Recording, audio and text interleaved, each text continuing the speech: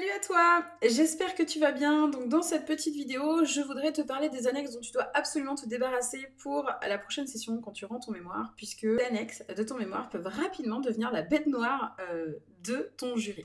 Les annexes, elles sont là pour appuyer ton raisonnement et fournir des éléments complémentaires. Attention, elles ne doivent pas être des poubelles où tu mettrais tout ce qui te passe par la tête, tout ce que tu as consulté en te disant vas-y, c'est bon, je mets ça là, ça va gonfler le truc, on va se dire que j'ai lu plein de choses, que mon contenu est pertinent, que ceci, que cela. Non, si ça n'apporte aucune valeur ajoutée, ça n'a pas besoin de figurer dans ton mémoire et tu laisses tomber. Les jurys attendent des annexes concises, précises et directement en lien avec ton sujet. L'information est facilement accessible sur internet ou qu'elle n'apporte rien à ton lecteur, ou en tout cas que ton lecteur peut la trouver facilement, alors ça ne doit pas figurer en annexe. Je t'explique tout dans cette petite vidéo. Donc, comment savoir quelles sont les annexes dont tu dois te débarrasser pour... Le président du jury, pour la session de novembre 2024, a rappelé ceci. Il faut se contenter des annexes en lien direct avec le sujet et qui ne soient pas la simple reproduction de documents généraux accessibles sur les sites publics et pour lesquels un simple lien hypertexte en note de bas de page serait suffisant. Donc là, gros warning. Si tes annexes sont trop longues, si elles sont mal organisées ou si elles sont peu pertinentes, elles peuvent donner l'impression à ton jury que tu n'as pas su faire le tri dans les informations et l'agacer. Et donc, potentiellement, tu vas perdre des points. Donc, dans cette petite vidéo, en fait, mon objectif, ce serait de te montrer des exemples concrets d'annexes dont tu dois te débarrasser. Tout d'abord, il vaut mieux éviter ou repenser les annexes suivantes. Donc, des textes de loi. Si une loi ou un article de loi est essentiel, il vaut mieux le citer brièvement dans ton texte et mettre un lien hypertexte en note de bas de page. Tu n'as pas besoin d'intégrer un texte de loi complet en annexe. Attention aux infographies ou aux schémas disponibles sur Internet. Par exemple, un schéma général sur un écosystème ou une infographie d'indicateurs. Si c'est quelque chose que le jury peut trouver facilement ailleurs, ça n'a pas sa place dans ton mémoire. Attention aux documents génériques comme un règlement intérieur ou un diagramme de Gantt.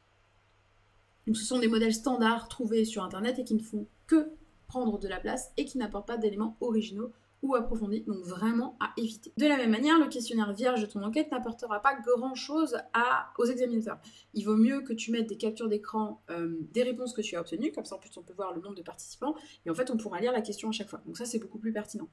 Et un rapport annuel de 15 pages n'est pas forcément utile. À la limite, si le rapport te semble ultra pertinent pour ton sujet, ce que tu fais, c'est que tu sélectionnes certaines pages, ou en tout cas certains passages, et là pour le coup tu fais des captures d'écran, où tu proposes un résumé, mais tu ne balances pas les 15 pages du rapport annuel pour les mettre en annexe. Ça ne sert strictement à rien. Alors, qu'est-ce qu'on doit mettre en annexe ?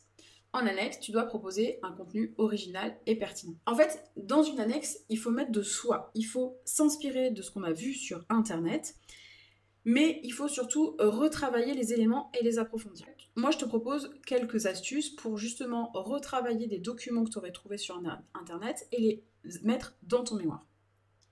Donc, tu peux repartir d'un schéma général pour l'appliquer à un cas concret dérivé de ton mémoire. Si par exemple tu trouves un questionnaire d'autodiagnostic, parce que je pense à ça parce que j'ai fait ça il n'y a pas longtemps avec un mémorialiste, ce questionnaire d'autodiagnostic, en fait, tu peux le récupérer, le refaire, enlever les questions qui ne t'intéressent pas, les supprimer, rajouter celles qui manquent par rapport à ce que toi tu voulais faire, et tu rebalances une nouvelle version de ce questionnaire. Et en fait, plutôt qu'on se dise ok bah là j'ai une capture d'écran, non, j'aurai un tableau construit avec des questions vraiment en lien spécifique avec le sujet, et tout de suite ça donne beaucoup plus envie.